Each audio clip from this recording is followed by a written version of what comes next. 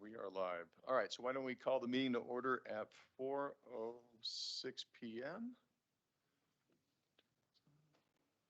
And first action is approval of minutes.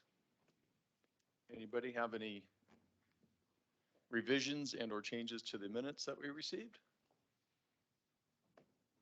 Recommendations? Okay, seeing none?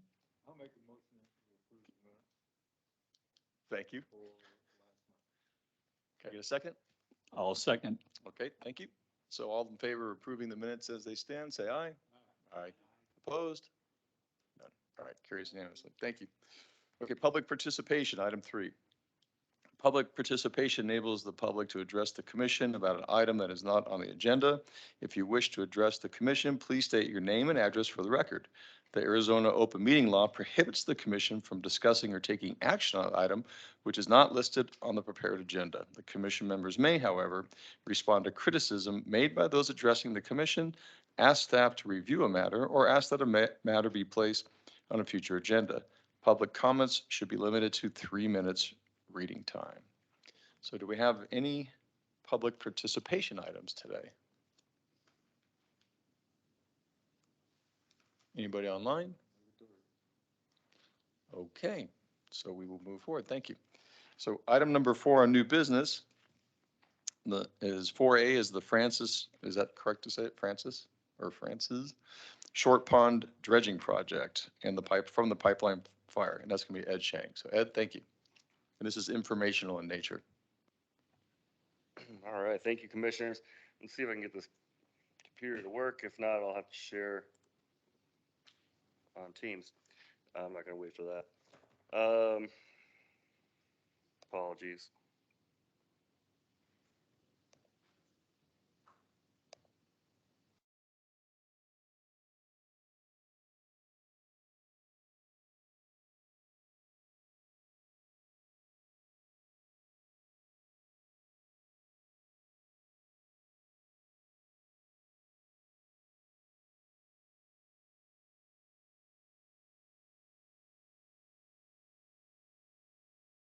Short Pond, and in particular, the need for dredging after this year's flood events due to the pipeline fire.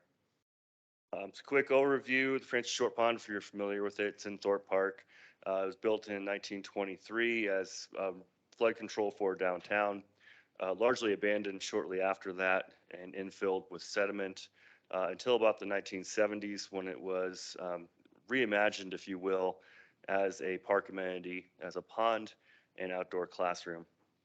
There have been 2 significant dredgings in the recent past, 2008 and 2015, as well as some minor maintenance as well.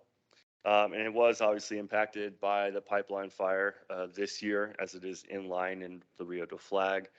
So every flow that we got out of Schultz Creek would receive the ash, debris, sediment that comes down through Schultz Creek into the Rio de Flag before it continues through downtown. Again, some of the history to it. So the city did purchase the property that sits on the Francis Short Pond in 1922. Was created as a pond in 1923. And then there's a whole series of things that occurred. Mostly it was abandoned, kind of allowed to go its own way until the 70s. Like I mentioned, reimagined as a pond. And then since the 70s, there's been a series of grants and different projects to maintain it as a park amenity. Again, a picture of it, if you're looking from the dam to the north, it's a relatively small pond within the Rio de Flag. So we did have a bathymetric survey last year. This was completed in 2021 in the fall. After a relatively large flood event in one of the sub watersheds, one of the tributaries to the Rio de Flag. It was roughly a 300-year event that did cause a fish kill in the pond. We did see no significant sedimentation in the pond, so no need for a dredge. We did order a new survey from Natural Channel Design this year with the expectation that there would be significant sedimentation from that fire, obviously, and due to using that pond as both detention and retention as an inline feature of the Rio. It actually did a great job of preventing flooding in the downtown and south side neighborhood, mostly due to work by the water service operations staff, so Patrick O'Connor's staff, draining it between events. So we drop it down 2-3 feet and allow that to fill back up after every event. So they did complete that survey in November.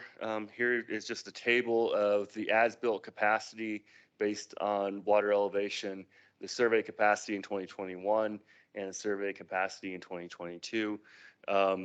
Just to give you kind of the Cliff Notes version of this, we lost roughly 20% of the volume of the pond this year due to those flood events. To see it visually, this is that bathymetric survey, so it is the map of the pond with depth. The picture on the right was from 2021, so that would be your pre-disturbance, and the picture on the left is current conditions. The heat map, the darker red is obviously deeper, the lighter colors are shallower. Kind of hard to see here, but if that what was the deepest portions of the pond infill between 4 and 6 feet. So a pretty substantial amount of infill, not to be unexpected, to be honest. So our options moving forward, the easiest option is to do nothing. If we do that, we have lost about 20% of the volume, so that is 20% that we could use for flood mitigation. That's off the table for this next monsoon season. And we will not be able to stock this, and by we, I mean Arizona Game and Fish, will not be able to stock this due to the ash and sediment that's in the pond. So the water quality will not be suitable for fish or to use it as a pond amenity. Our other option is to dredge it using a contractor. This will be costly just due to the amount of material. So it's roughly 33,000 cubic yards of wet material. Dried, that should be substantially less, just due to the fact that you'll have that consolidation. And this will be partly covered by DEMA, by the Department of Emergency and Military Affairs at the state level due to our state disaster declaration. Now, I should mention that this is a one-time deal. So we will be able to get this covered through that one-time disaster declaration. In the future, we'll have to fund that through the stormwater fee or rate. There should be some consideration that this will likely be an eyesore and probably also an odor issue while we dredge it. Because to do this, we are going to have to drain the pond completely, allow that to dry so we can actually get heavy machinery in there and to reduce our haul load. 33,000 cubic yards is quite a bit. If we can get that down to something a lot more manageable, that would be great. But the only way to do that is to allow the pond to dry. And then obviously if we do this, it will provide flood mitigation or more flood mitigation potential for this next year for the monsoon season. And it puts fish reintroduction back on the table, because if we were to clean this out, we can kind of start with square one. The water quality will be improved once the water is reintroduced to the pond. And we should have, fingers crossed, less sediment going into it next year, and that's due to the Schultz basins. So the fact that we have the Schultz basins online now, we should be able to intercept quite a bit of the sediment and ash further up. It won't be all of it, but we should be able to trap most of that at those flood detention basins up on Eldon Lookout Road. Some other further considerations. So we currently have at the city a draft operation and maintenance manual for the pond, and it's not complete, it's draft. And the reason for that is there's still some debate internally about long-term funding, who and how are we gonna fund pond maintenance and operations, and then the roles and responsibilities. So which divisions and sections should be responsible for that. So that's been kind of debated for a while, and we're still working through that. Another consideration, the Francis Short Pond is included as part of the Rio de Flag flood control project, the Army Corps project, as part of the overall project. So this really where we're pulling water out into that new composite channel and also providing a control point for the tunnel as well. So there will be future consideration of that in the final project design. Another consideration, Arizona Game and Fish, as I mentioned, does stock this pond, so that partnership has been rather valued by previous city council and previous city managers, something to be considered. And then obviously, I just mentioned it before, long-term funding is a consideration, not just for the pond as a park amenity, but long-term funding for detention basin and retention basin maintenance and upkeep. As I mentioned, we have the potential for one-time funding for this right now. Going into the future, that may not be the case. Ran through that quickly because I'm sure wastewater is going to be a lot more interesting than me. If there's any questions or if there's any discussion on this, I'm happy to take it. Anybody have any questions? I have maybe a couple. One, what is there in the ash, or what is the water quality problem? So within ash, you're going to have mostly nutrients. So you're going to have a nutrient issue of, nitrates and then phosphorus is really a big an impact. So what that does is it's going to drive up your algal production.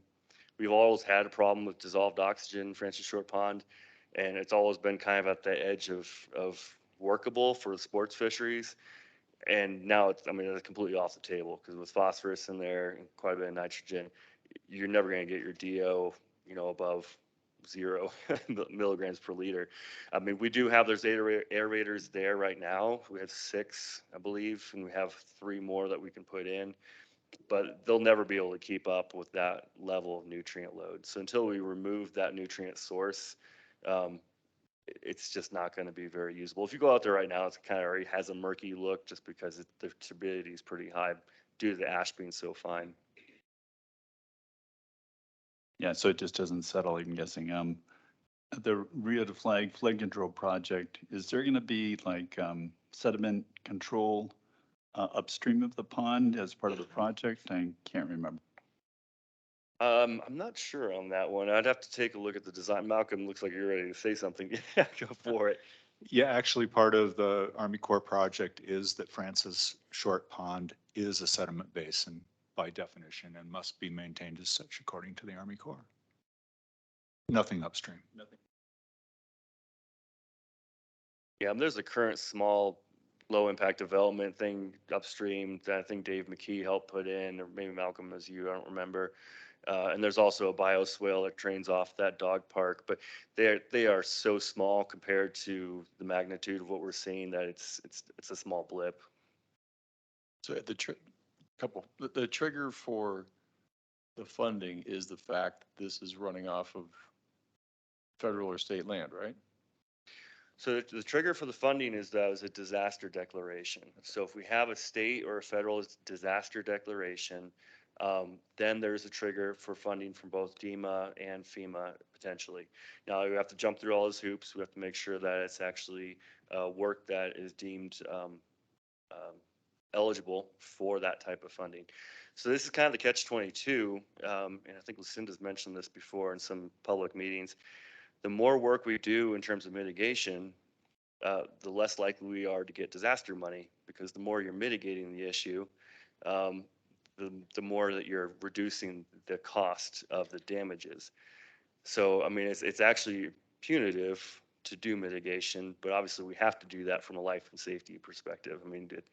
No responsible government would go out there and say, we're hoping to get damages so that we can get 10% back. That doesn't make much sense. So that is catch-22, or we're going to run into shortly, is these O&M type activities right now are covered because we do have disaster declarations. But in the future, as we continue to put in mitigation, the likelihood of getting those disaster declarations, because there's thresholds of damage. So if we don't hit those thresholds of damage, it's great because we don't want damage in the community, but it's also not great because we lose that funding opportunity. Yeah, I got you, but it's better not to have the house fall down. Yeah. One more thing, in terms of what we've been discussing on stormwater rates, you made a comment that we're going to have to continue to do this. Is this kind of activity, the dredging, in your baseline, or is that one of the, in our future scenarios we're probably going to see in January, is this in the baseline, or is this one of the above line items that says if we don't do this, understand the impact? Where do you see that falling? Great question. So how we have it scheduled for all of our scenarios so far that we've presented, our baseline includes O&M. because this is something we see as absolutely fundamental as a city process, would be operation and maintenance of our facilities. If we fall below that, there's a lot of ramifications. I don't know if I really want to go into all of them, but from a legal perspective, it would not be good as an organization to not provide our baseline or O&M. Right. And so we would potentially have triggers in the future if further emergencies emergency status was claimed, we might be able to break in. Otherwise, we need to plan to maintain these every year then. Yeah, correct. So, Okay. so a substantial amount of those, of the funding for those scenarios, where we see the different rate increases, a substantial amount of that is due to the fact that we expect to see rather large O&M cost increases. Yep, remember that. Any other questions? Okay, thank you very much. Thank you.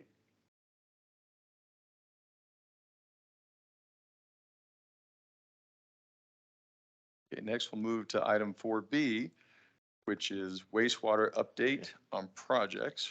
Jim Hoschel. So I think we're about to get maybe a change. Sorry, No, Mr. Chair. Yeah, Brad Hill, Interim Water Services Director. Can we change the order? The staff is on his way and got stuck by a train from our treatment plant. And so can we reorder these? And Lisa will do the issues tracking. And then when Jim gets here, we'll go back to that item, if that's okay with the Water Commission. we will accept your friendly amendment, so.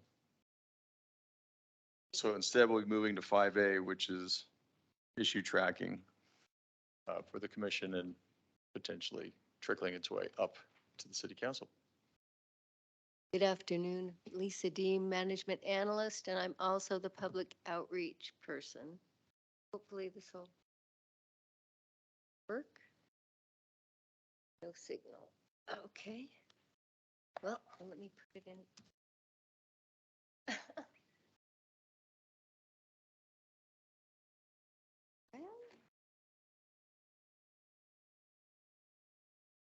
No, I'm on. I can share my screen on for the Water Commission. So the Water Commission has asked for a tool that we can use that can help you to track projects, track things, tracks items of interest and of importance in to your work. And what I want to show you is something that we already have available. Sharing yet? No.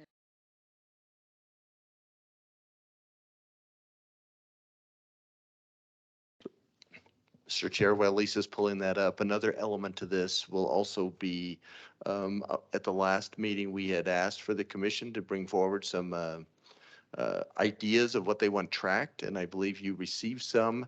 And I think we'll also want to talk through, probably can't track that many items, so we'll want to talk through that topic in addition to what Lisa's going to present to you. Do you have it up? Sorry, it's just not. What Lisa's going to present. We thought we'd also take this opportunity. One of the items that we saw was capital projects, and so the division already tracks capital projects, and so we thought we'd at least inform. You've seen this. The commission has seen this a long time ago, so we thought we'd take the opportunity to show you how we are currently tracking it, and if we end up doing something different as part of this agenda item and conversation as well. But we thought we'd take that opportunity. So we have on our website a capital planning list, and it's right in the capital. It's easy to find, and it has an overview of all of our projects by GPS coordinates of what projects we have and updates on those projects. It's updated pretty regularly, and it ties to our current capital programs. So if you want to learn about this concrete degradation project, you can even go through and see a slideshow on what's happening with it. So this is something that's open to the public. It's open on the public in the capital plan, reclaim, stormwater, any of the stormwater projects. what we're doing, anything that's current, that's going on, and usually there'll be story maps associated with them. So there are these vehicles that are open to the public that are out there on our website, and I would invite you to uh, read about them and see about that. Because every month we send an update both to the consultant from the Rio de Flag, the team on the flood control project, and we put that messaging out both on our website, and then they have a group that they send it off to. So if there's something that isn't showing up or that we do need to see, we already have a vehicle here that we can use if you want to track capital projects. Now understand, this is only current year projects and capital projects. That's on the actual project side of things. On the finance side of things, I do at the request 5 years ago of our current interim retired director, we keep a record of all one-time and capital money. So in the corner here, this is one-time operational money. So all special money, if you want to know if there's money for design or how it's being, if it's being spent out, this is for the one-time operational, one-time monies that we have for special projects. Oh, oh gosh, it should, okay. Talking away. Says I'm sharing.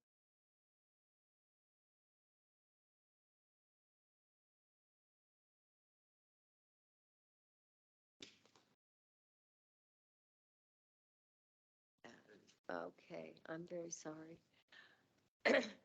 So this is a tool actually that we create for the managers to see, to keep track of their one-time special projects and how they're coming along. If you've spent out your money, the idea, of course, is to spend it within the year that you're asking for it, because you wouldn't really be asking for it if you didn't need it, right?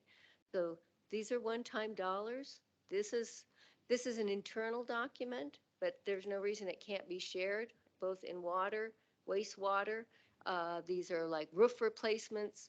Usually they're operational maintenance kinds of things or special projects that will get one-time money, fiber and conduit, odor control, even though they are large, uh, they become large projects because anything water touches seems to cost a lot of money.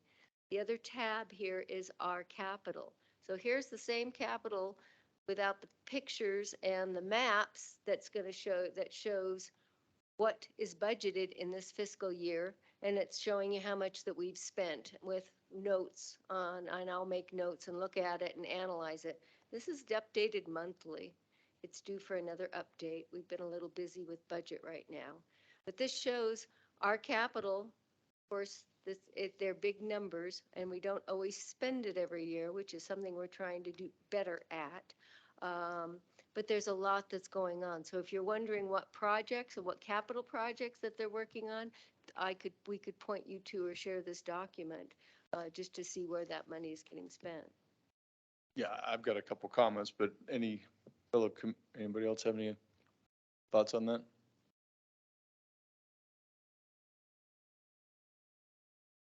I think at least for me, at our level, I don't want to get into your numbers necessarily, because what we don't need is 10 more financial analysts for the water department. Because trust me, you don't want that. But where I was trying to get to on something like capital is, to me, it's about status and accountability. So do we have the right plans and permits in place, red, yellow, green? And the ones that we want to talk about, if it's red, then what do we need to do to help, or what do we need to do to help the city be in a better position? Same thing with finances. If we're spending more, I think we need to be aware, because somebody's going to have a hard discussion about budget changes or, cuts and moving money around, and how do we get there? I don't know that we need to dive deep into the spreadsheet as much as your team saying, we may have an issue. And then same thing on to me, the scheduling piece. I can look at the website and it's going to give me pictures of what's happening, but are we on track on the critical path?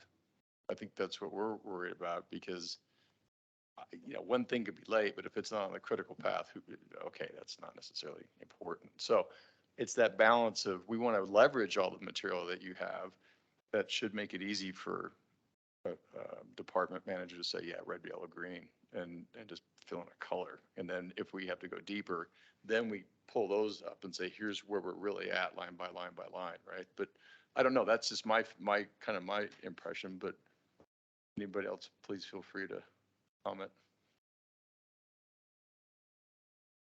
I second that. I also think we're looking for red, yellow, green kind of status tracking.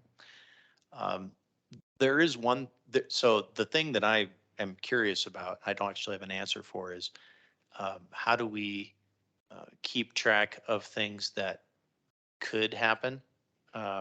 Or how we're tracking things, not tracking things that have happened or that we're planning to have happen, but things that could happen that we don't want to happen.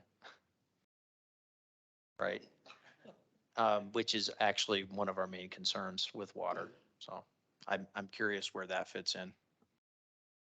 Yeah, I think this sheet, I think, is meant to be a little bit more of the here and now, but to your point, I think that's where some of the critical path items come in. If we think in the future, the critical path items are going to go south, then that's where we need to talk, right? But what about another fire that creates flooding?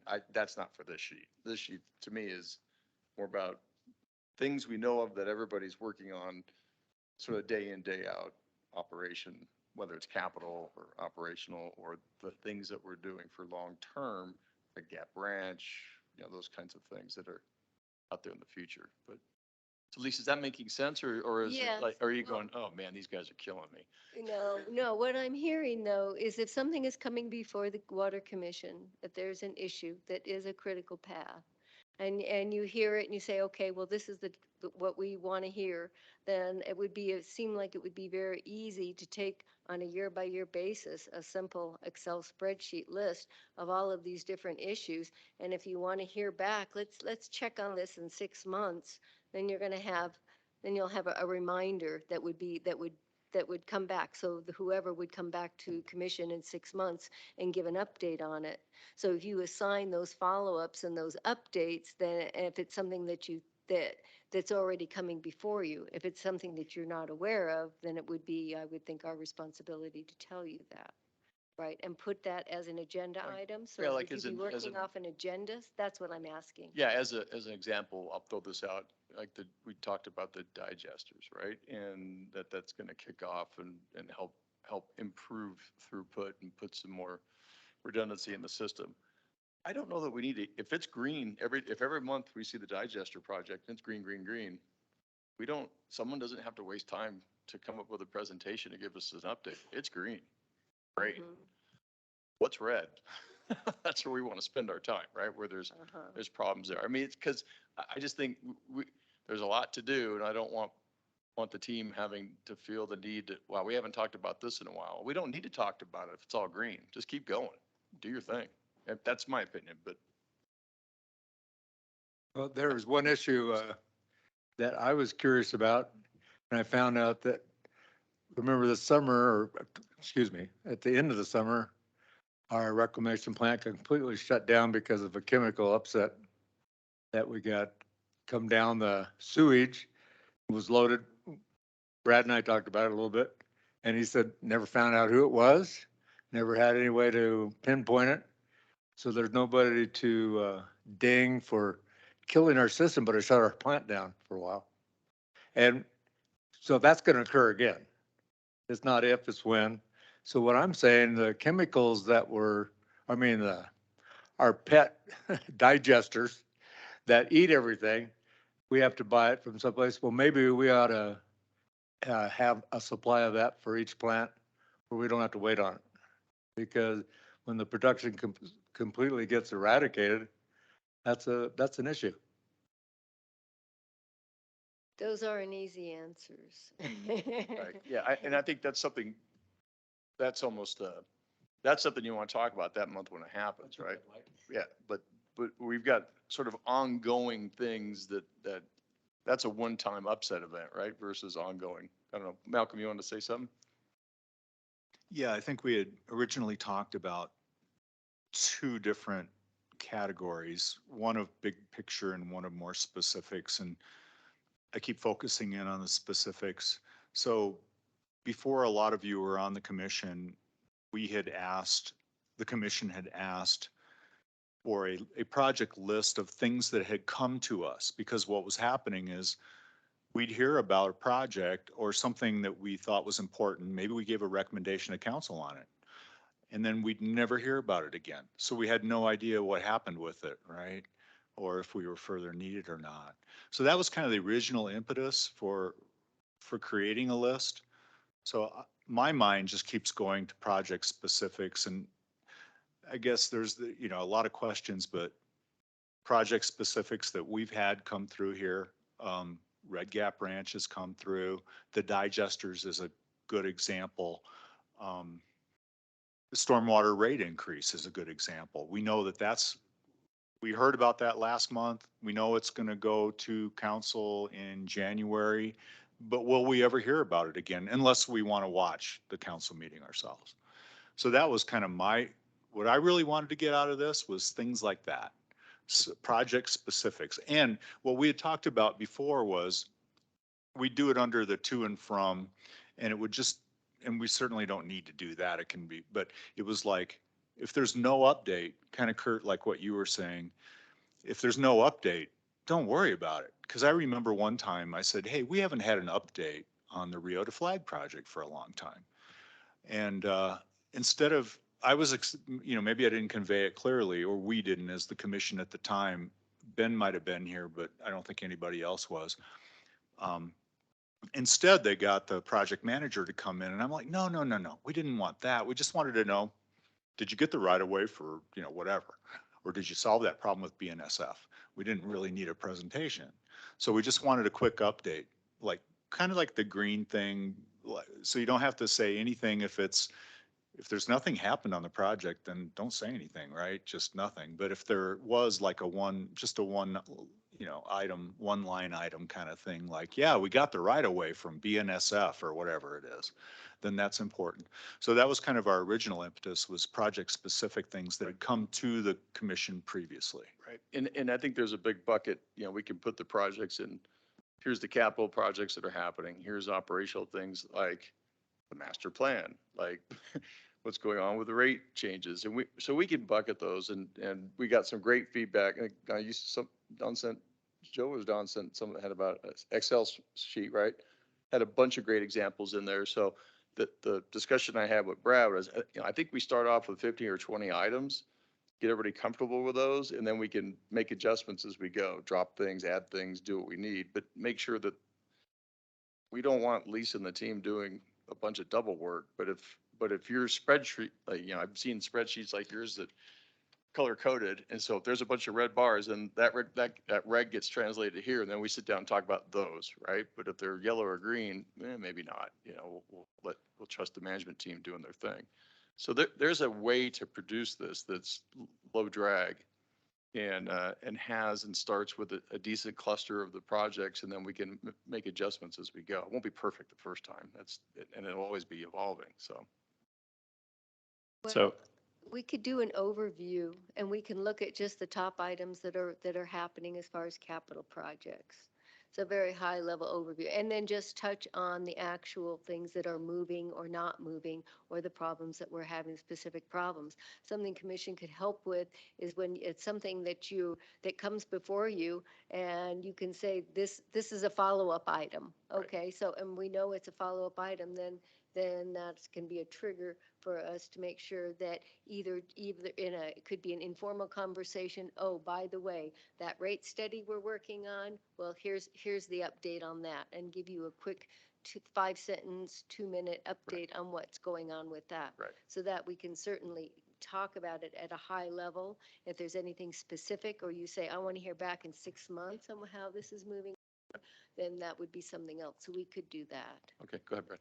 Yeah, so Chair, Commission, I think one way to to implement this, and we're only talking about the capital, is the division comes to you, should be next month, annually and presents to you our capital program. Asks for your approval, and then we send it on to city council through the budget process. It would be then, like next month, that we present that to you, and then you provide cherry pick off the guidance. Which capital projects do you want to be on this tracking mechanism? And then that gives staff of the whole year, then we know what you're looking for and how staff can respond, and we can put it on this list as a red, green, yellow. And I think that's a simple way to make it happen on the capital side. I think you came up with two other categories, the operational long-term planning, if those are the three categories, kind of buckets of topics. But I think that's how we could do the capital program easily for you. And you could give us direction next month. That makes sense. Yeah, we could just, and we do have lists. We make lots of lists of everything, as you can see. And we can just have on that list, we have a operation or a capital projects for all four funds. And we could add another column, red, green, yellow, and we can just do something very simple as that. And then add to that other items that could be operational or long-range planning. Thank you. Okay. I would Think we- envision kind of a very simple spreadsheet for us and then links to your information. So you wouldn't have to type in a bunch of information into another spreadsheet. Sounds like you already have a lot of this information already exists. This would just be hey, look at this. And we could go in and look at the information if we were worried about it, or if you're worried about it.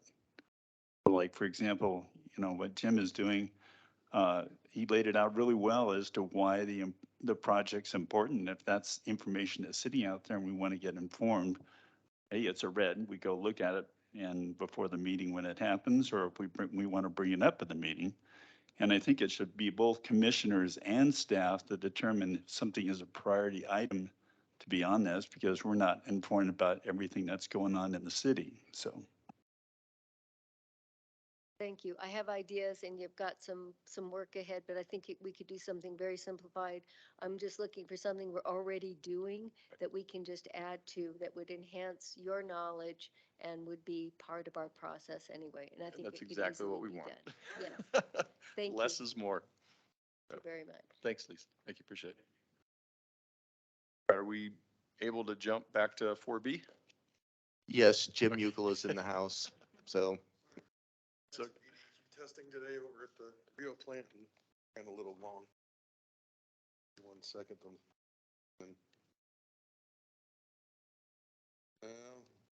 Find out.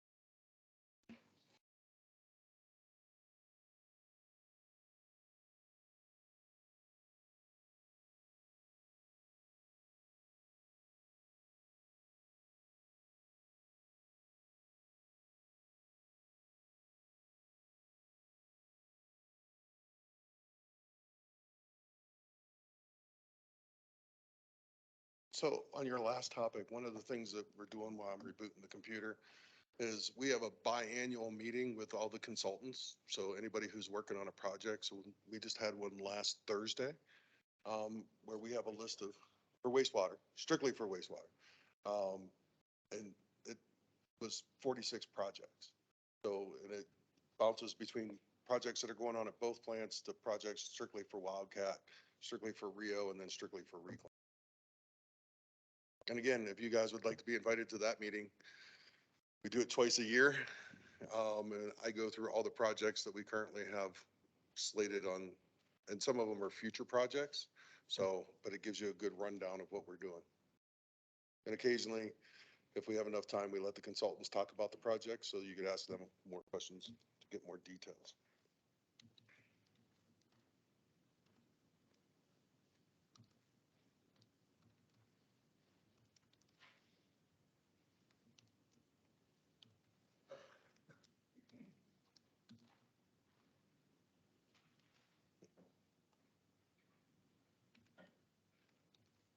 Then when Jim gets focused, he was going to talk about the upset and kind of where the latest update. Yep. Give me 1 second. See if, yeah, let's see if I get my password to go in right this time. There we go. So back in June, something came into the plant and we get it 2 or 3 times a year. Probably we'll probably start to see it again next week. A lot of businesses close down at this time of the year, so they do a lot of cleaning. And it almost causes a perfect storm. The problem with trying to find it is it's delayed by 24 to 36 hours before it actually hits the plant. So to go back and trace it back, we'd have to have everything out ahead of time in order to find it. So it makes it really difficult to find it. So some of the things that we've been doing at the plant to try to help ourselves find it is we've been doing more microscopic exams. So we send those out. We've been doing some DNA testing. The DNA testing really gives us a fingerprint of what's coming in and what it's affecting. So if we can find out what it's affecting, then we can trace it back to figure out what is the cause of that effect. Does that make sense? So we started that project back in June. We've done it. We did it during the upset. We did it in May. We did it July 8th, August 30th, and then another time in October, and then we just did it again here in December. So those are the things that we're trying to do to go back and find out what's coming in and causing the upsets. Because whenever it comes in, it just blows the biology apart. It makes it smaller than 5 microns, so it passes right through, smaller than 10 microns, passes right through our disc filters, so then we have to run all the way over on our sand filters.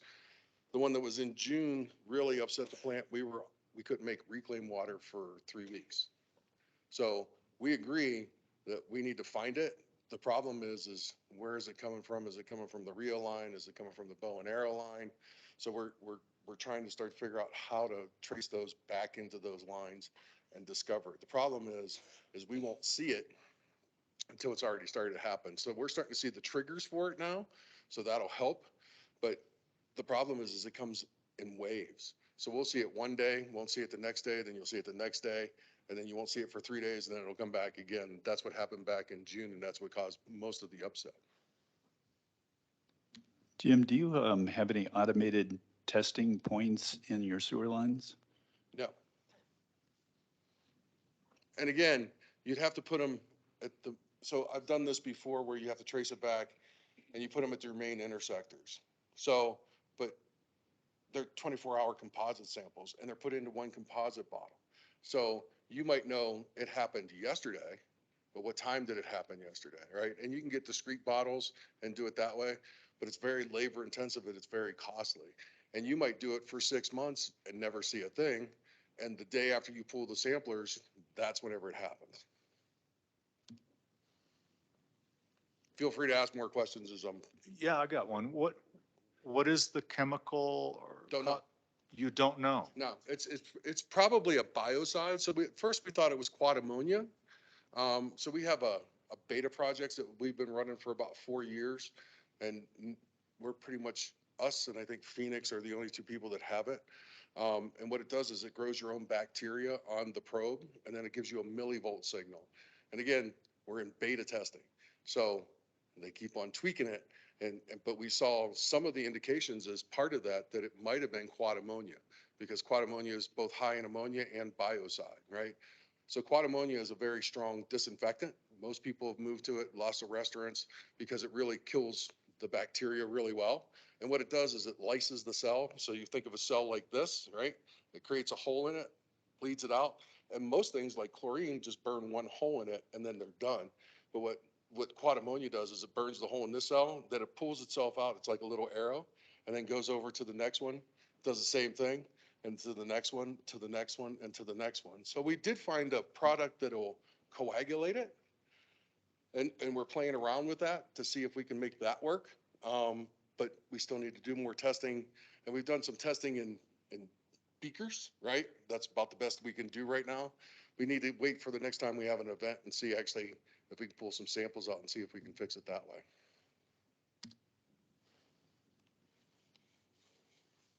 I got a spare mouse. Very complicated. It's not that simple. Yeah, biology is very complicated. It's super simple. Yeah.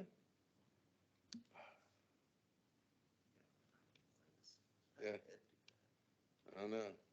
But it's definitely. About it. Uh, When when one of these things happens, it shuts the plant down for, you have to clean it out. Nope. No, you don't. We continue to run. So what we do is we have a supplier of bugs, microbiology. So we buy those in 55 and 35 gallon totes or barrels. And so we put those online. And what we do is we start refeeding the population to bring the population back a lot quicker. Without it, and there's two different types of bacteria that you can do. You can do dry bugs or you can do wet bugs. Lisa, can I use your laptop? Because this one isn't gonna work. And so the problem is by the time we see it, it takes us a little bit of time to get the bug population repopulated. The last time it was 3 weeks, right? Sometimes we can do it in a couple days. We've done it in a weekend, right? So it all depends on how strong and how badly we're hit with, but it takes a lot of material because each of the basins hold 1 million gallons, right? So that's a lot of material to get in there. Where are we going? Go ahead. Can you go to, did I send you the presentation? No. Where are we going? Go to wastewater and then projects. So is it practical to keep a supply of the bugs? We do. Oh, you do? Oh, Okay. yeah. We keep both the dry bugs and the wet bugs. And so we have a stash of all of that. Plus we keep something called polyaluminum chloride. It's, we call it PAC, and it's polymer and alum, right? So that's our coagulant aid. So that helps us out. And then whenever things really get bad, we have an anionic polymer that we add to it. So that's the chemistry side, right? But we also have the biological side because last time we lost all our denitrifiers. So that's what turns the nitrogen back into nitrogen gas. So we lost our nitrifiers, we lost our denitrifiers. Is it under admin? I don't know, No. I don't know your presentation. Do you have a copy of it, Marion? Can you email Well, her? why don't you put it up on the screen? Why don't You could do put it on that. the screen then? That would work. What other questions do you have about You our got upset? it.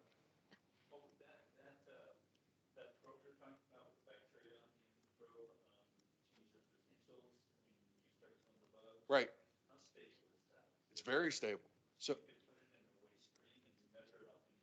So my goal is to make it work in the treatment plant and understand it in the treatment go. plant I because it's got a it. brand new technology, right? So, we're still trying to figure out all the nuances of it, right? Because does the spike mean it's good or does the dip mean it's good, right? And we're still, and so we're working with a PhD gentleman. There you go. Thank you. Here you are. Who is trying to help us determine what's good, what's bad. And so he's starting to understand more and more about our system. And through the DNA testing that we've done, we know that the bugs in Flagstaff, so our bacteria, are different than the rest of the country. We're not sure if it's because we're at 7,000 feet. We don't know if it's because of the processes we're using. And it really affects Rio, but doesn't really affect Wildcat.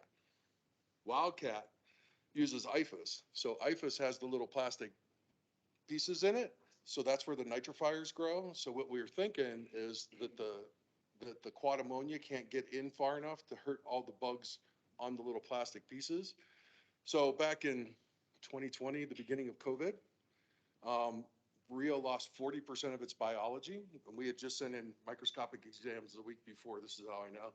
And then we sent them in whenever we had the upset. But Wildcat only lost 28% of theirs. That was enough to upset Rio for a few days, where Wildcat just cruised right along and didn't have any problems. So we're looking into the problem. We're trying to find the problem. Perfect.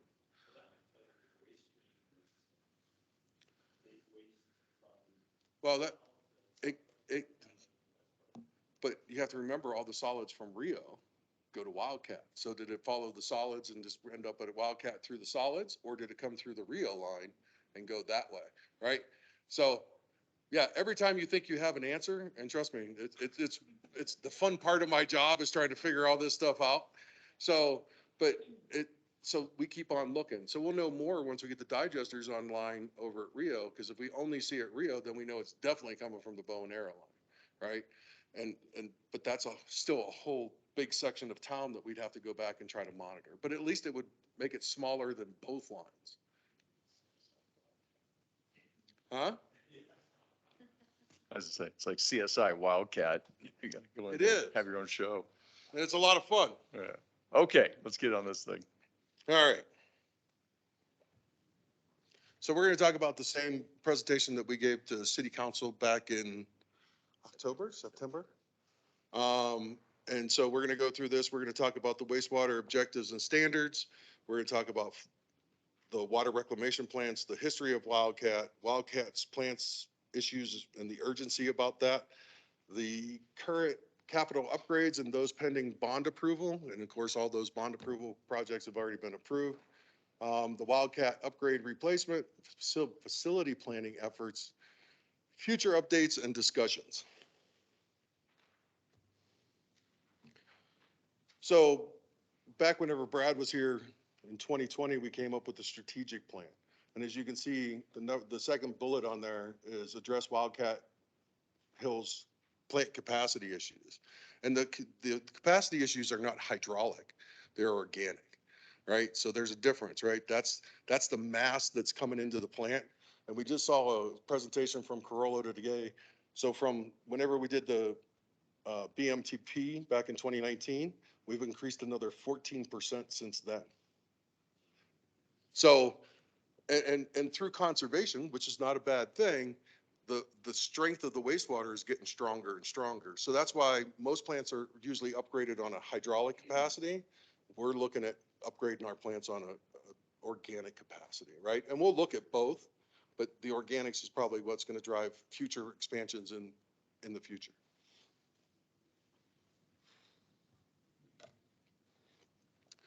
So some of the standards that we have are maintain a low risk of failure to avoid potential periods of non-compliance and environmental impacts. So through all of our upsets that we just talked about, that I talked about, we've never violated our permit.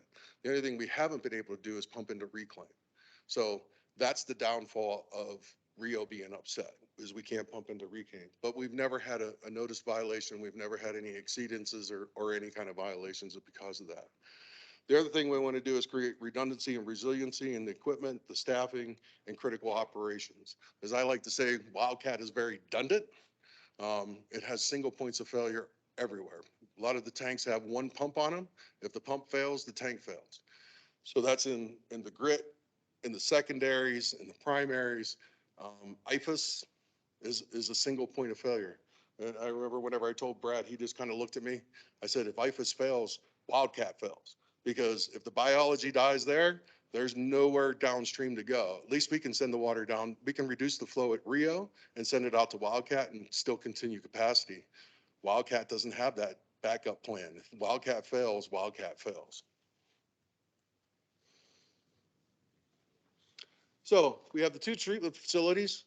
Wildcat is out by Pitcher Canyon or out past the mall. And then Rio is over by Sam's. So Wildcat is a 6 MGD. It's rated for 6 MGD. It's currently running about 3.5, but the loading has more than doubled since it's originally designed back in 2004. Rio is the same way. It hasn't quite doubled, but it has increased in its loading rate. And again, it's 4 MGD. We're currently running at 2 MGD. Right now we're running at 1.6 while we're trying to recover from our upset from a couple days ago. And currently the solids from Rio flow through the collection system, which is not an uncommon thing. There's lots of treatment plants all across the country that have done that, out to Wildcat for the digesters. And what we're trying to do with the new digesters over at Rio is increase the capacity, the organic capacity out at Wildcat. So that's the reason why we're putting the digesters in.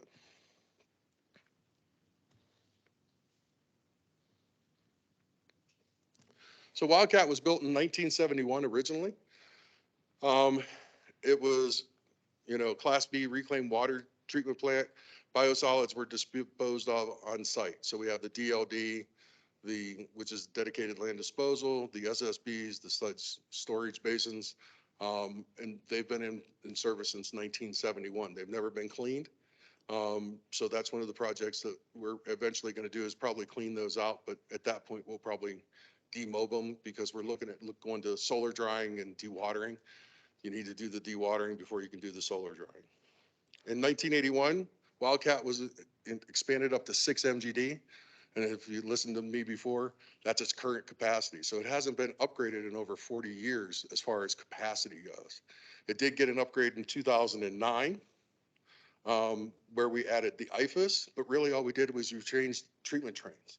So we went from being pack towers or trickling filters into the IFAS. And that was to get us up to the A+ standard for reclaimed water.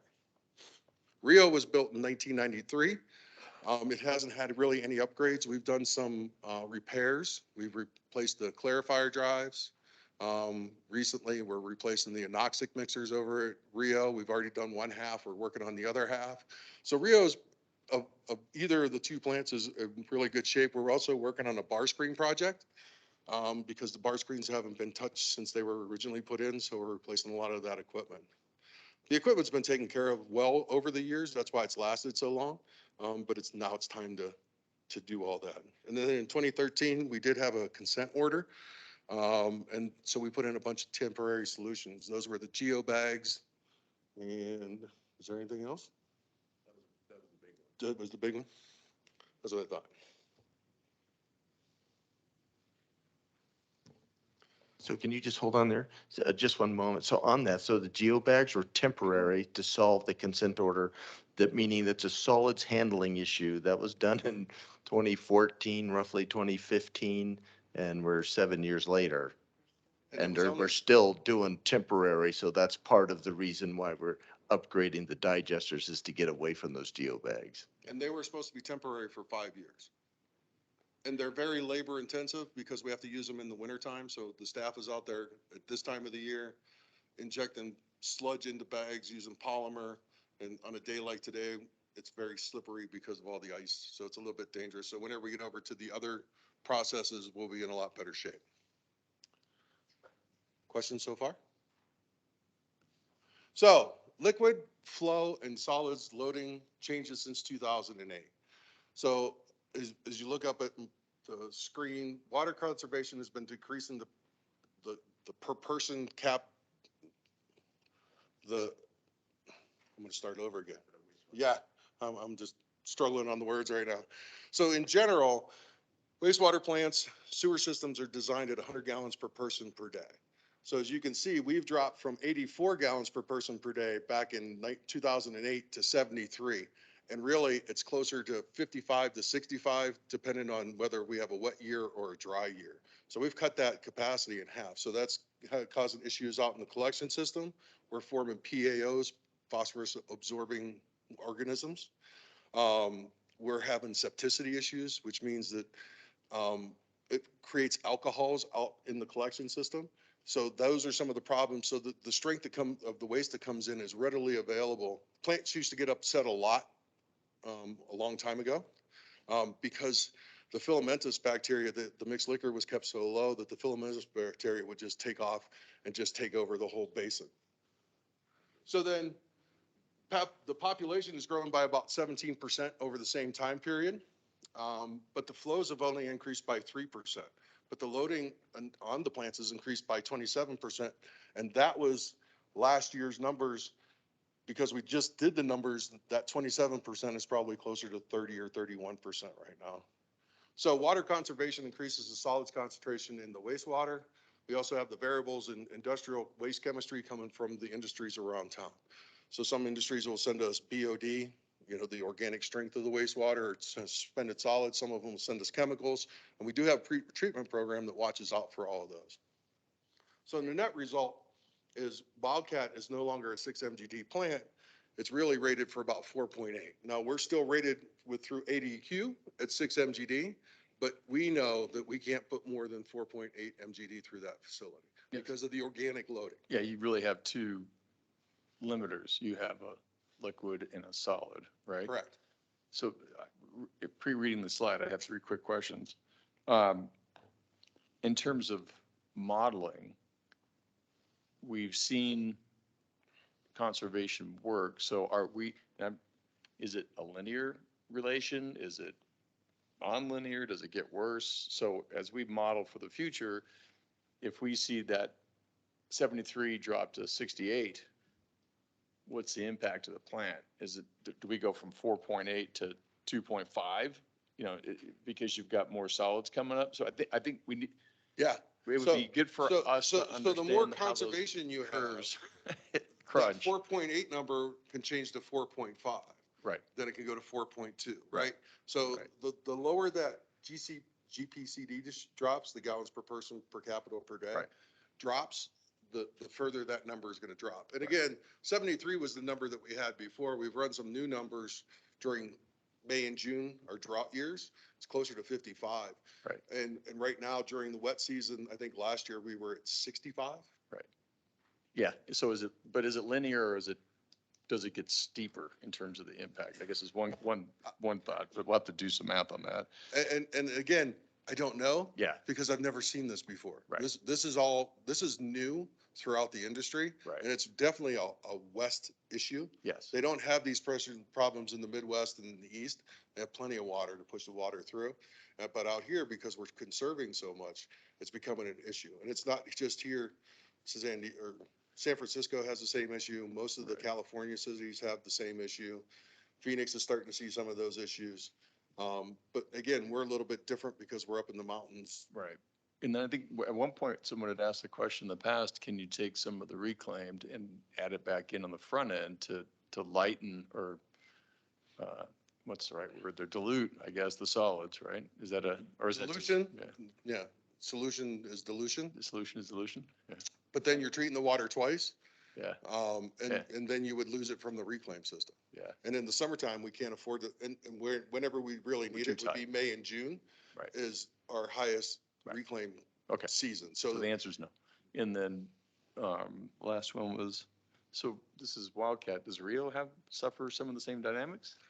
So Rio's a little bit different because it's a relief plant, Okay. right? And it was designed as a relief plant. It's no longer a relief plant. If we lose Rio, we're not going to be able to make compliance out at Wildcat.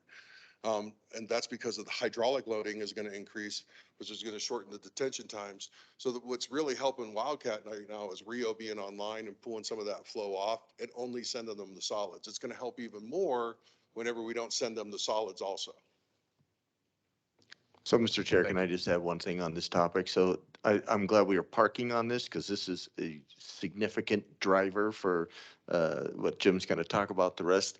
One of the things that we're doing, Gary, I see is here, our engineering manager, and Jim, is we're putting together a planning effort. I'll just use the term master plan, but to help us. So when we look to the future and future treatment, we'll be taking into the math into consideration. We won't be designing the plant at 100. We'll be designing the plant at something different, something lower. So the plant will have that capacity to be able to treat. And Gary's been writing a new RSOQ for a master plan, and that is part of it. So as we get that new master plan, it will take a lot of this into account. Because before 2 years ago, we didn't know any of this.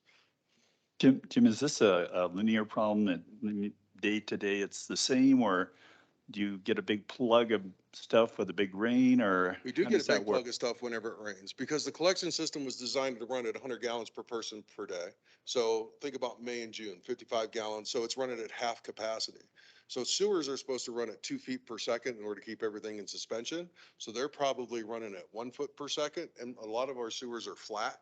So we build up a lot of solids. So whenever we get that first inflush, we get a lot of, and really what it is it's a giant septic tank, right? And that septic tank comes in, so it increases the loading on the plant, and the plant's efficiencies drop a little bit. And then depending on how the rains go, because all our collection system is in the washes. So the higher the washes go, and back in 2019, you were still here so February, we had that big 42-inch snow, and then we had a really wet March. We were calling ADQ at the middle of the month going, we don't know if we're going to be able to make our hydraulic capacity, which is that 6 MGD average over the month, because we were going to exceed that. So we were on the phone with them every day, and we were checking the numbers every day. But right at the end of the month, we came back under those numbers because it started to dry out a little bit. Kind of Hey, the Jim. worst case scenario is when you have a really dry May and June and you have a first rain is a gully washer. No. No. That's good? It washes straight through and the ground is so dry that the ground takes it up. It's more like you get the gully washer and then you have a couple days of light rain and then you get another gully washer and that's whenever Wildcat will get hammered with extra flow. Yeah, I guess my question was just, in the collection system, are you running into the same issues with the line that transfers the solids down from Rio to Wildcat? I would, Is that a long-term issue that's coming with? yeah, well, but as soon as we build the other digesters at Rio, then that problem will go away, right? So we send extra flow from that naturally just overflows on the Rio line. So the Rio line comes down past Sam's and overflows on the north side of the pond. And then all that goes out to Wildcat. So there's enough flow in the line to keep that at least in suspension for a little while. But we just don't know what we don't know. Last quick question. Do you have biology develop in the sewer lines that affects your bugs? Yeah, and we're starting to test for that now with the DNA, and it has a definite fingerprint whenever it's good, and it has a definite fingerprint whenever something bad happens. So, and again, we've only done it 4 times. So it'll take us probably up to 3 years before we get enough data in order to really address that problem. Because again, the DNA testing is about $2,500 a pop for, but that's, understand that that's both for Rio and Wildcat and the 2 digesters. So we're testing both the primary effluent, the final effluent, the mixed liquors, which are the bugs that are in the system, plus the 2 digesters.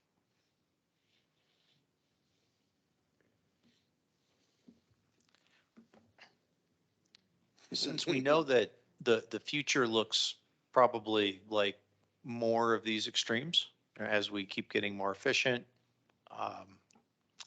there's, it looks to me like this is going to continue to become a harder and harder problem to solve. Yes and no.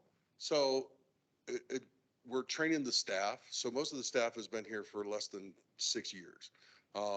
So we're training the staff on the new way to look at treatment plants. So they're learning the DNA. They're learning to look underneath the microscope, where the old way of doing things was just kind of go out and look at it and go, yeah, it looks pretty good today, right? So we're using more probes and technology, and we're teaching the younger staff how to use that technology so that they can address those problems coming into the future. Do we see a point coming where we might need to transition to a totally different wastewater treatment Well, technology we're getting there. that's more able to handle these wide-ranging differences? Well, maybe, but we're going to get to that in a minute. So the next slide is the water conservation effects on wastewater. And again, you can see that both plants, Rio and Wildcat, are dropping down. Wildcat was at 73, but Rio's all the way down at 60. So, and then the red line going across the top is the design.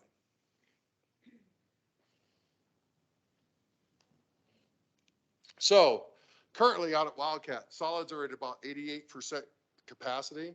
So are the liquids. So the year before, whenever we did this, it was 88 and 87.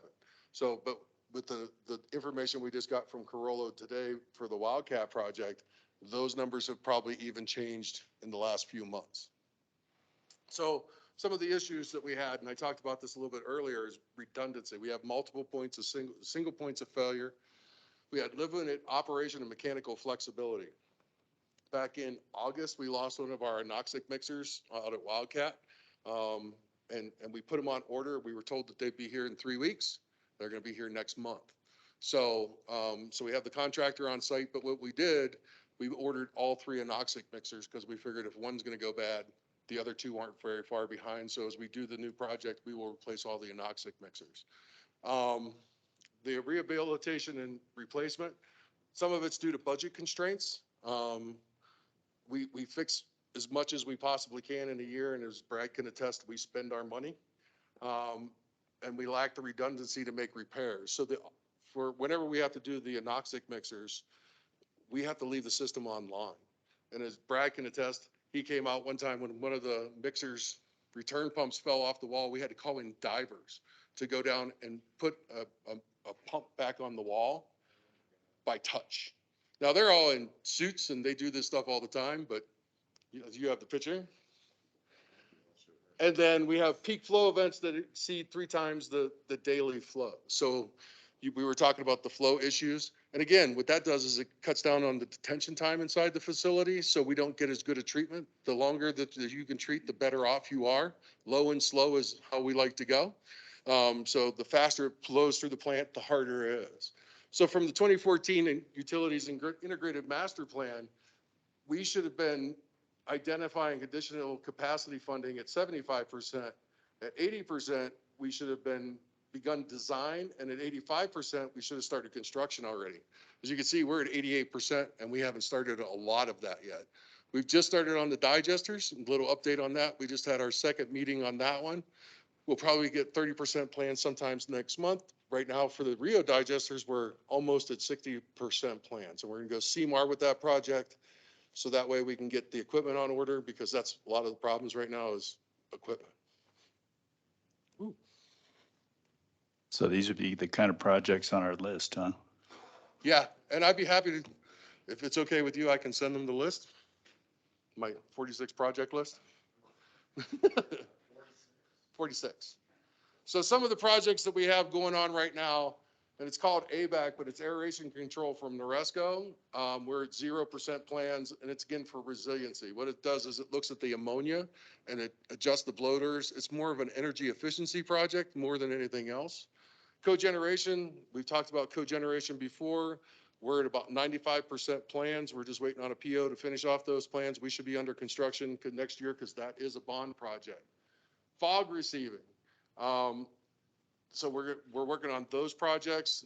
There's 2 different ones. Noresco wants to put in something called Greasilla, but we also have to do something with septic and grease, and they're looking at taking on that project. IFAS blower replacement, again, this is a Noresco problem or project, and what we're looking at is putting in high-speed turbo blowers, but we'll be looking at that project. And again, it's more for energy efficiency than anything else. Gary's working on the master plan. The new digesters, talked about Corolla and Waterworks right now for Rio and Wildcat. Primary effluent pump station, that was another bond project. It's pretty much at 100% plans. There's a couple tweaks that we have to make because there's some changes we have to do since we originally finished the plan. But we're going to probably go CMAR with that project hopefully next month. The rate study, Aaron's working on the rate study. Sludge to watering, so that's where we take the water out of the sludge, make it a little bit thicker, and we need that before we can do the solar drying project. So the solar drying project is in the CIP for 2025? Yes, something like that. What's Class A biosolids? So Class A biosolids, you ever heard of Milorganite? It's from Milwaukee, it's their sludge. They create a fertilizer from their sludge. So Class A can be used in biochar. So we've talked about the biochar plant that's supposed to go out by Wildcat. There's a composting plant that's supposed to go out by Wildcat. That could all be used in there, and it could be used for compost for use around town. It could also be used as top cover out at the landfill. So Class A gives you a lot more options for where you can put that sludge.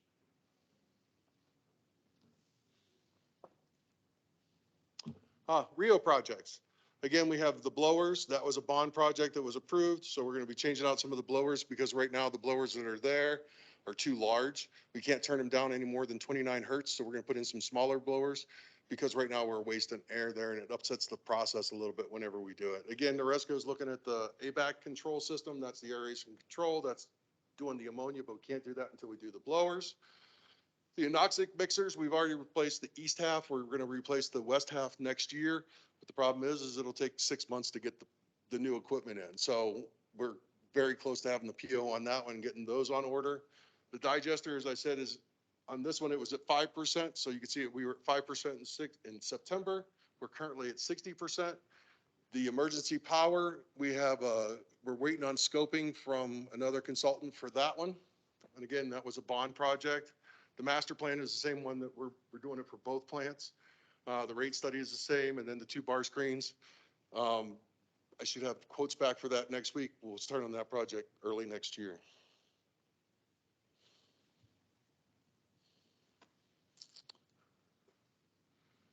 So according to our 2014 integrated master plan, we should already be in construction for the digesters. As I talked about a little bit earlier, the integrated fixed film activated sludge process, or IFAS, it's much easier to say, has no backup. So it's the main biological filter for the, and it's not a filter, but it's a biological process at the treatment plant. And if it fails, Wildcat fails. The system can never be shut down.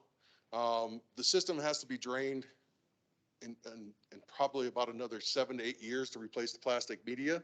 To replace the plastic media just for the media is $2 million. That doesn't include the labor to take it out and the labor to put it all back in. Again, we talked about multiple points of failure, the diffusers, the air lines, the mixers, the plastic media, toxic events, hydraulic overloads, all that is on the IFAS. So the ramifications of failure is we could be out of compliance from anywhere to 3 to 5 months or longer, depending on how long it takes us to get the parts. Because like, you know, I just talked about those mixers. We ordered them back in August, 3 weeks. We're not going to see them potentially until January 9th. And that's only if we're lucky. We have a lot of things that end up offshore that sit there for 12 to 20 weeks. Because a lot of the parts come from across the pond. And then we'd have to suspend recycled water deliveries. Not so much for Wildcat. Wildcat only puts in a small portion, but if Rio goes down, or if they both go down at the same time, we can't pump into reclaim because that has to be A+ water. So if you're not able to meet treatment inflows, how does that affect new building permits and that kind of stuff?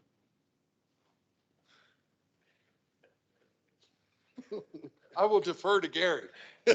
That's his area of expertise.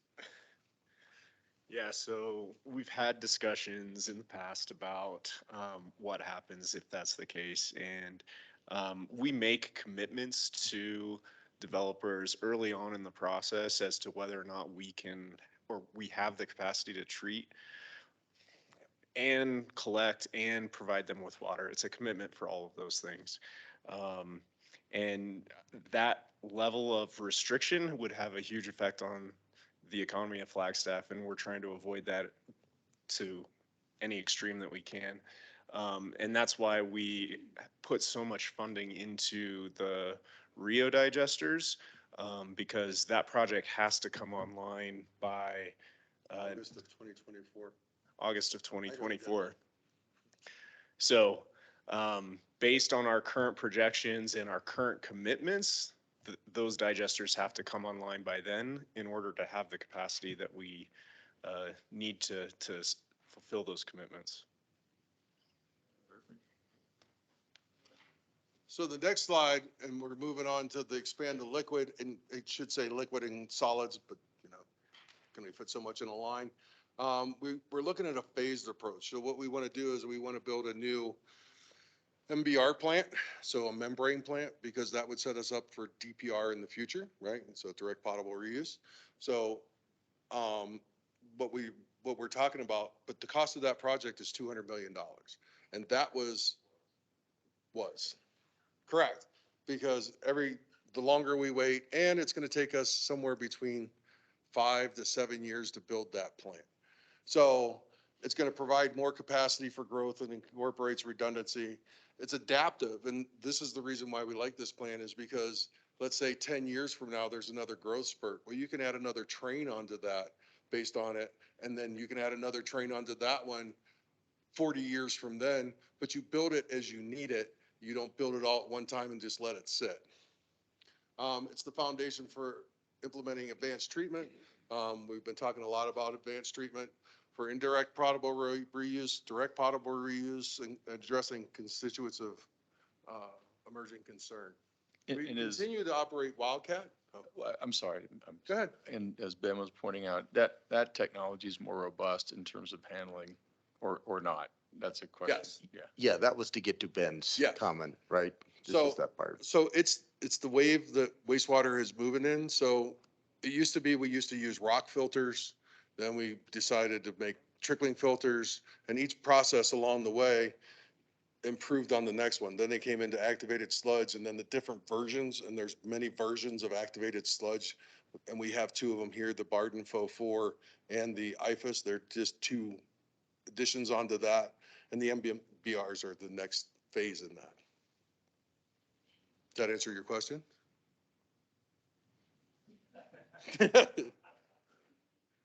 I don't, no, I'm a licensed professional engineer and a PhD in water, but I don't understand most of those acronyms.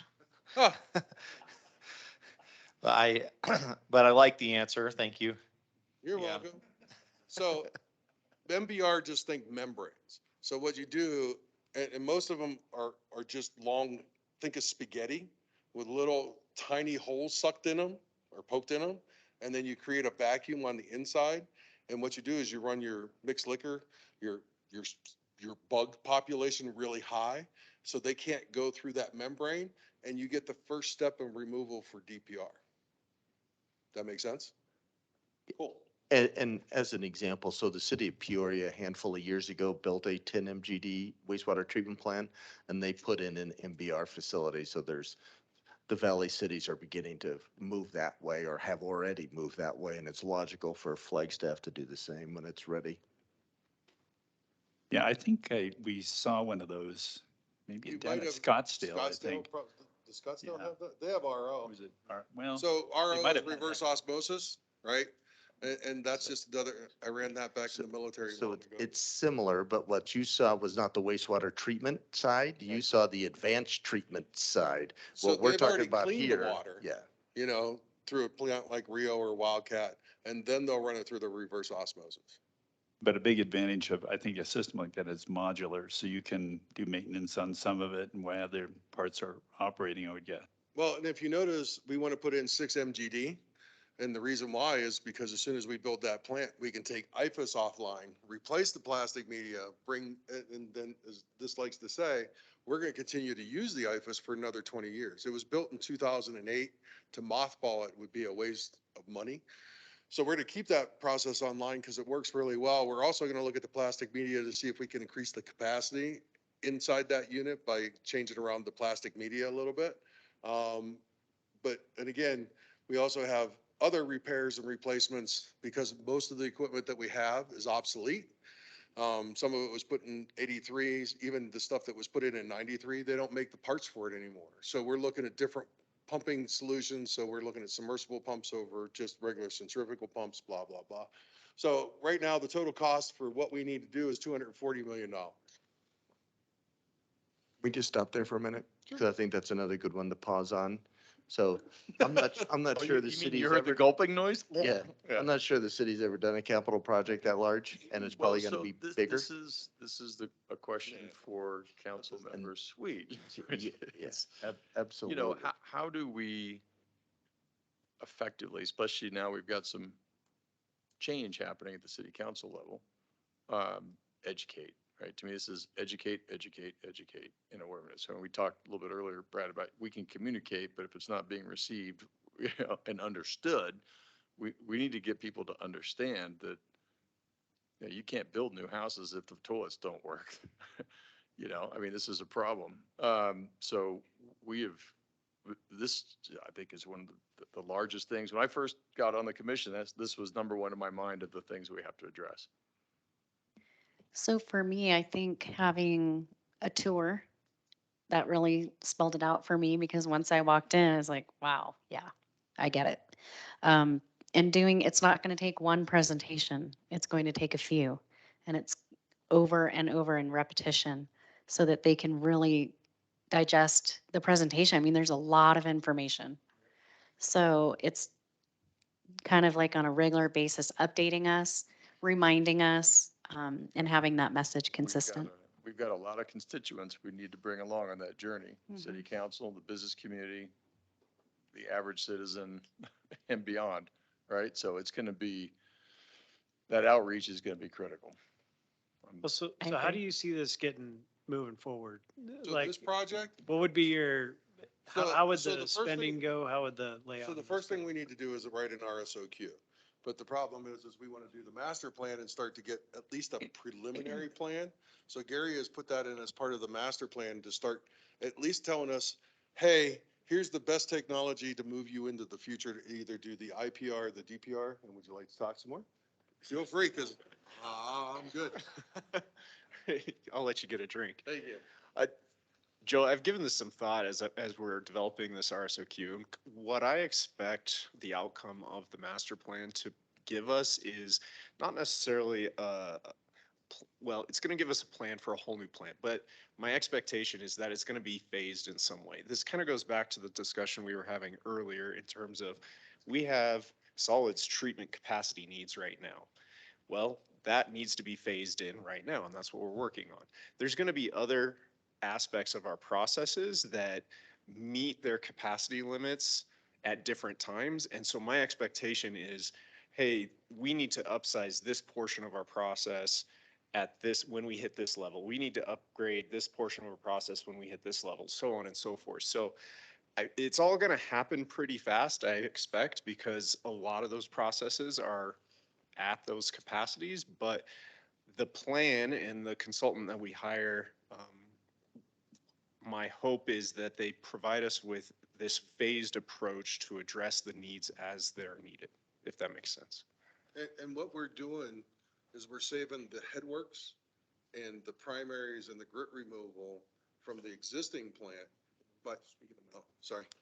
So we're gonna keep the headworks, the grit removal, the primary tanks, and we're gonna replace the PEPS pump station. But the PEPS pump station can not only pump into IFAS, it's gonna be able to pump to the new plant whenever it's ready. So we put in some smaller pumps to handle the flows now, but they'll be able to be changed out in the future. So we're thinking about the future for every project that we do. So every project looks at the big picture. That's why we started the biannual meeting with all the consultants meeting, because everybody needs to be on board with what the plan is. So that Wildcat, whenever it's completed, we don't go, oh, that didn't work so well. We want it to be all success and we're all happy, right? I had one other thought. Sure.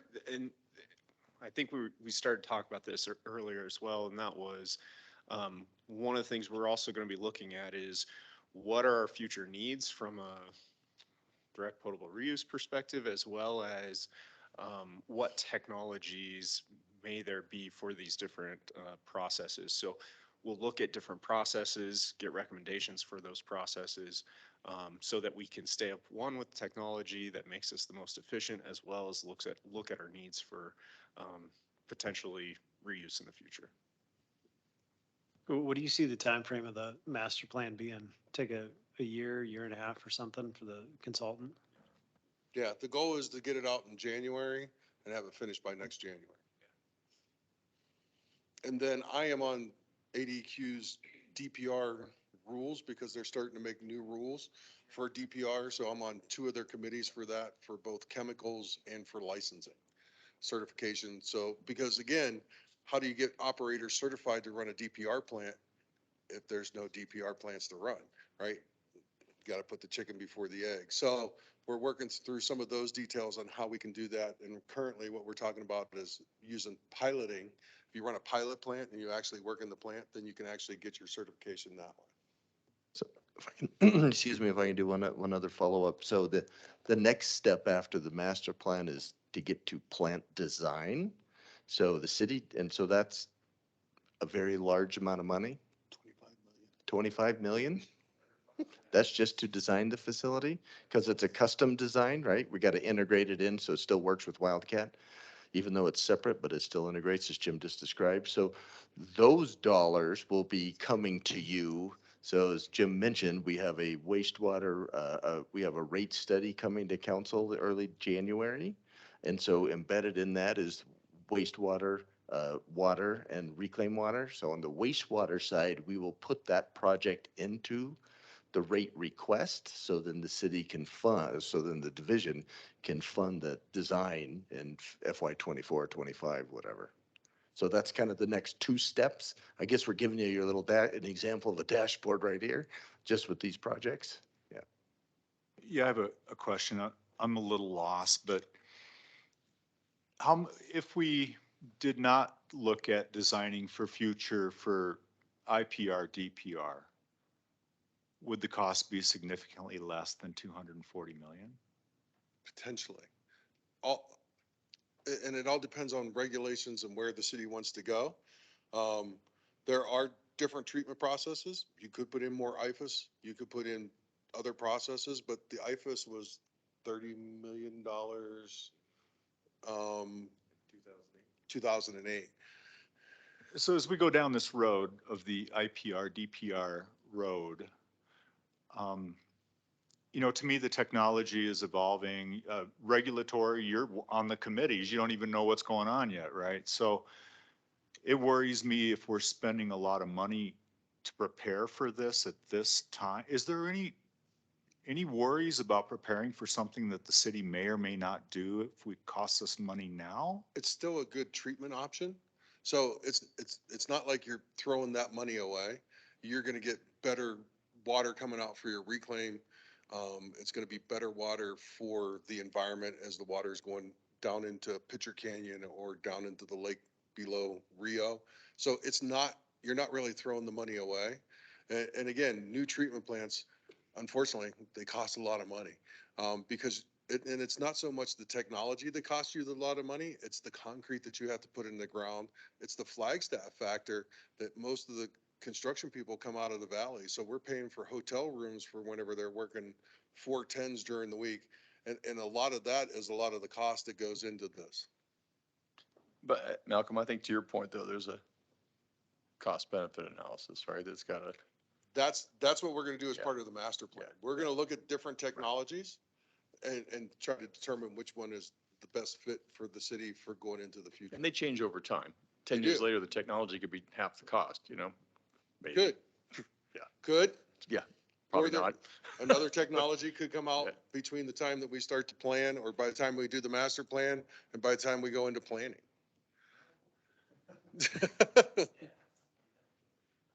And I'll just say, standard master planning practice is to update your master plans every 3 to 5 years. I think that's a fair statement. And I would say that's true of even a facility master plan. So what we're looking to accomplish with the master plan effort right now is to identify those projects that we need in the next 3 to 5 years. We would come back and update that plan in 3 to 5 years and look at those other technologies that may have developed in those 3 to 5 years. So it's not setting the stage for 20 years down the road. It might say, hey, this is something that might come along and we can prepare for it to a degree. But what we're really doing is preparing for the next 3 to 5 years and what those projects looks like. But in either case, something has to be built for 6 MGD so that you can do the repairs on IFAS, or else IFAS is gonna fail, and that's not gonna be good for the director at the time. And as you can see, he's over there shaking his head. Right? What even would be the funding mechanism for $200 million? How would you go about that? So after the council meeting, the end of this September, the city manager recommended that we do a little subcommittee internally with the finance director, you know, water services, et cetera, a handful across the city to begin to look at how, because clearly you can't fund this kind of a capital project based on rates alone. There's just no way. The rates would be way too high. And so and especially for the size of this community, it's one thing if Phoenix is going to do it, it's another if Flagstaff's going to do it. So we need to look at how to put together a funding plan and then bring that forward. Again, that's over like the next couple of years, how to come up with those kind of dollars. I mean, would there be money in like the infrastructure bill and that kind of stuff coming up that would apply to this stuff? There could be, so those would be all the options that staff needs to look at on how to fund this.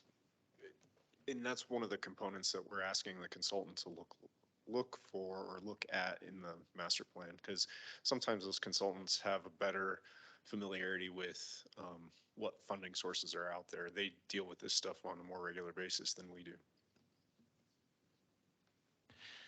So my feeling on timing is it probably makes sense to race ahead as much as possible. you got to make hay while the sun is shining, you know, as the saying goes. This is a critical infrastructure project for the future. And discretionary spending tends to displace essential spending when given the chance. Um, the sun is shining right now. There's a ton of federal money. There won't be always. And you don't know when that sun is going to stop shining. So if the council or anybody else needs urging to move ahead as quickly as possible, let me help push that, because it could, this is a big enough project, it might be hard to make it work under different circumstances that are less well-funded and abundant than today's circumstances. And part of our goal is to get the project to shovel ready. So that way, whenever you're ready to go and you go, hey, we have the money to do this project, that we can pull the trigger. So the planning part of it, like you just said, is that critical piece to get us to that point. But again, we want to make sure that we're following all the right steps, looking at different types of processes to make sure that we're putting in the right type of process. Because no matter what we put in, unless it's IFAS again, the staff is going to have to learn a completely different process. That plant is going to run completely different than the IFAS plant. So there's going to be some training that goes along with that also. The master plan will be fun to look at. Yes.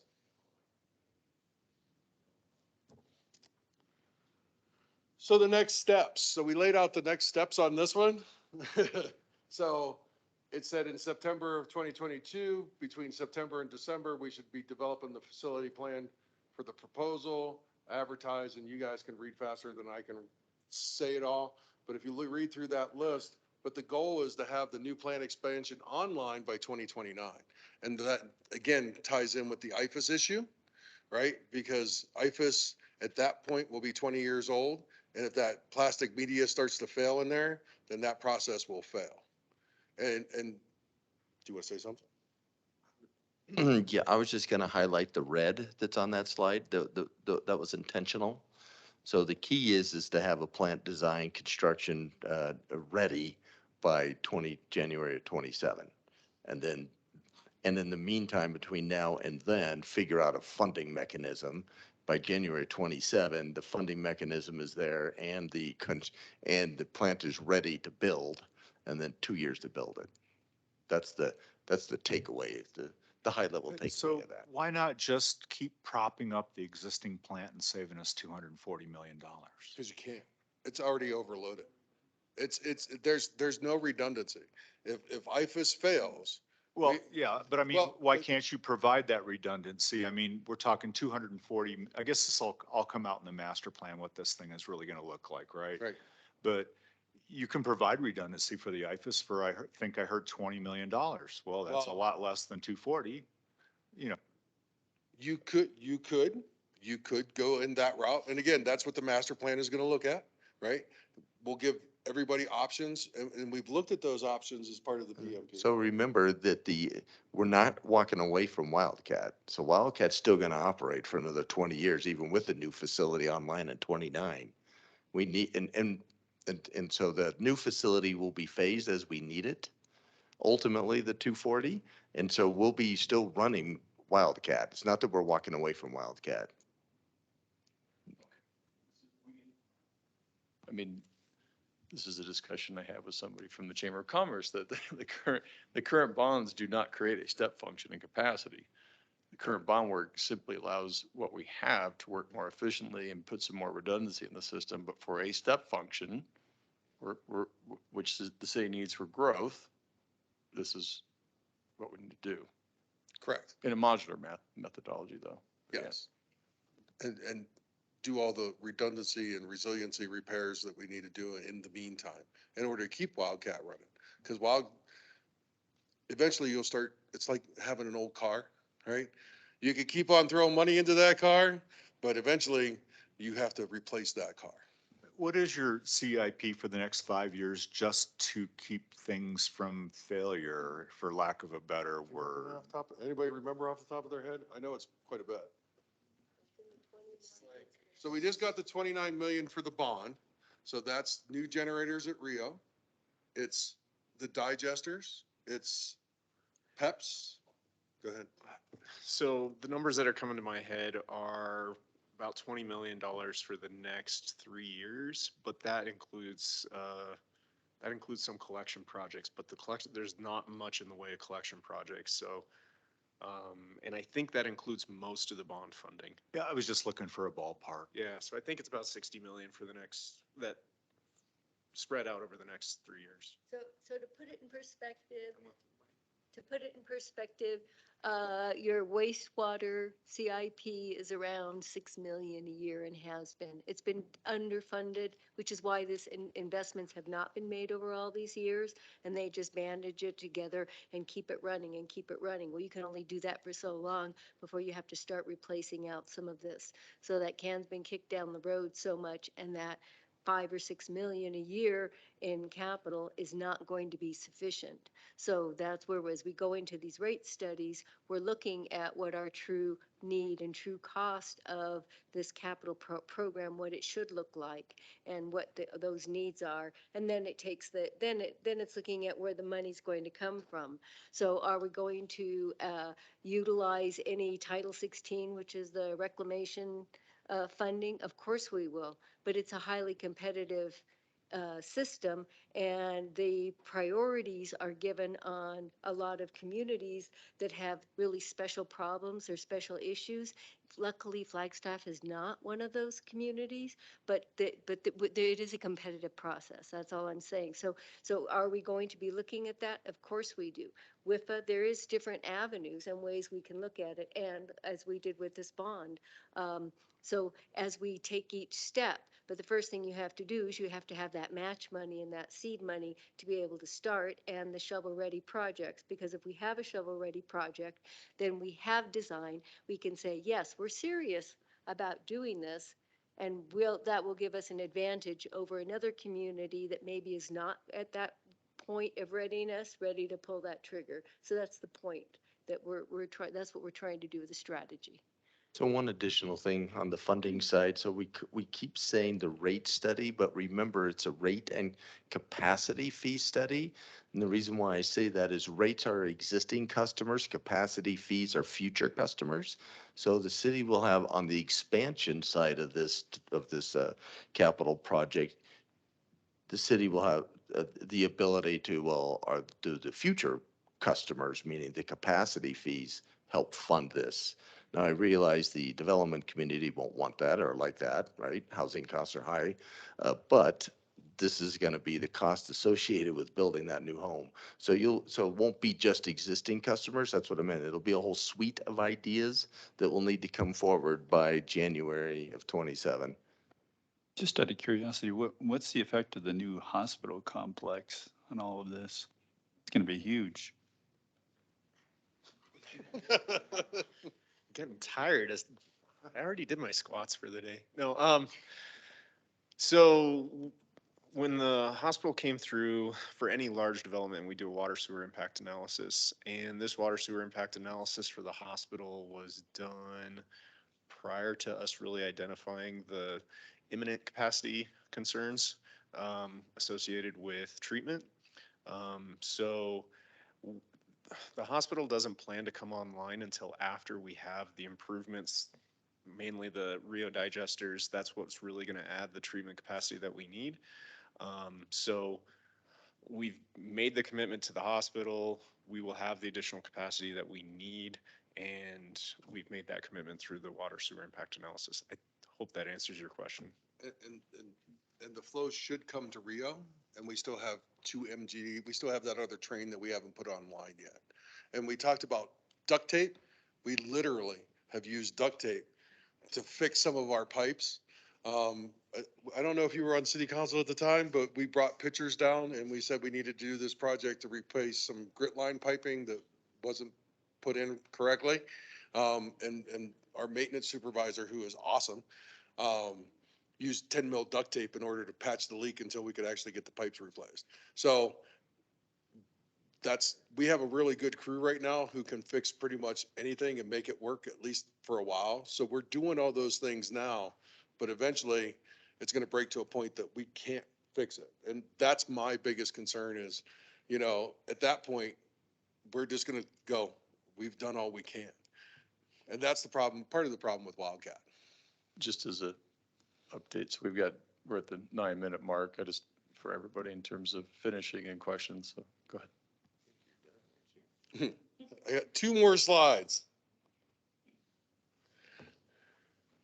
So we've already talked about the status on the solids handling numerous times. The Wildcat treatment plant expansion, again, we just went through that quite a bit. You know, getting it to shovel ready is really important. What Lisa said is if your project is shovel ready and you can show it to them, you'll move up on that list. I've done this before in other communities. So having it at shovel ready is really important for us. You know, updates on the timing needs for the plants. Again, I just said at the beginning of this presentation from our BMP till now, we've already increased in solids by 14%. So again, that need is going to get more and more critical as that number continues to go up because eventually the treatment plants just won't be able to make that capacity anymore. The capital cost and timeframes for extending the current plant, we're doing that. We're doing everything that we can to make sure that that plant continues to run to its highest ability, make A+ water, specifically Wildcat, but also Rio. Reclaimed water considerations, you know, urgency and timeframes for developing unused reclaimed water, treatment requirements for either IPR, direct potable reuse, or DPR, direct potable reuse, and addressing compounds of emerging concern.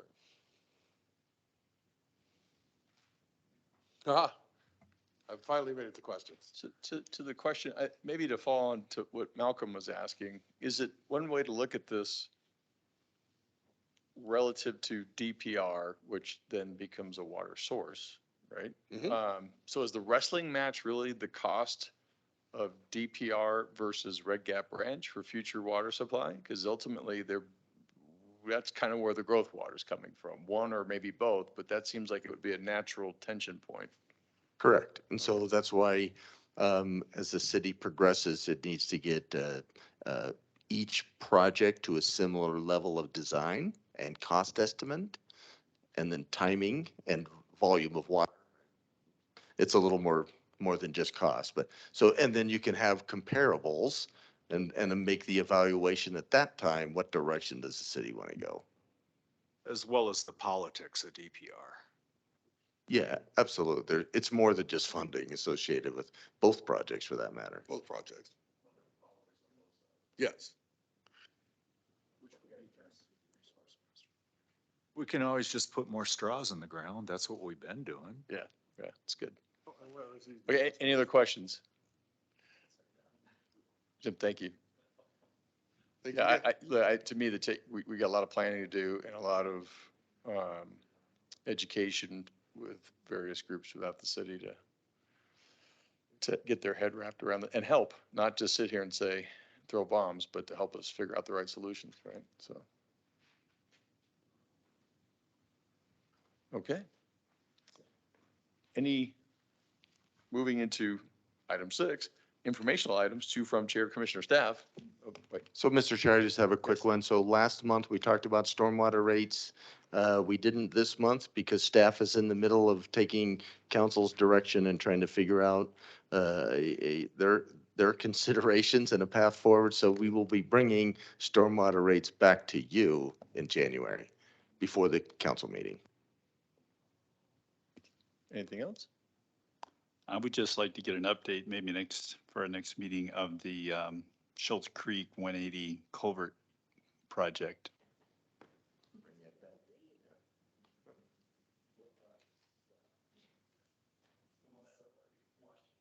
And Brad, I've got some folks from Pine Canyon want to come in and give us a 10-minute update on what they're doing around irrigation and optimization of use, because they're doing a lot. They're investing a lot in their system to use less. So, wonderful. Chairman Riegelman? Yes. Sorry, this is Erin coming in from outside council chambers, I just wanted to provide an update that on January 6th, we're bringing forward to city council for their review and hopeful approval of a contract for the rate study with Stan Tech Consulting. If that's approved, then we'll kick off that rate and cost of service study pretty quickly. Thanks. Thank you. Thank you. Okay, any other items? No? All right. So, Marion, let's show the meeting adjourned at 5:56. And thank you all for the effort on the presentations and the input. And Lisa, thank you specifically for all that. And we'll look forward, and Marion's already got the January notice out, so should be on the calendar. And it's all great. Thank you. Thank you. He's tired. Yeah, oh.